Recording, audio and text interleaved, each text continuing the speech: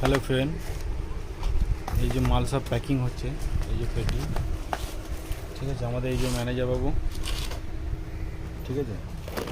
আর এই যে ডিজাইনটা কিন্তু খুব সুন্দর ডিজাইন, তারের ডিজাইন।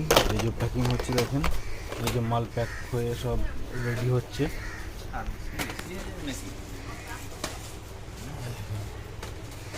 এভাবে মাল সব প্যাক হয়ে লাট হয়ে যাচ্ছে পুজোর জন্য। সামনে পুজো আছে, ঠিক আছে।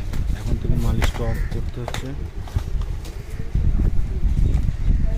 বুঝতে পেরেছেন। এই যে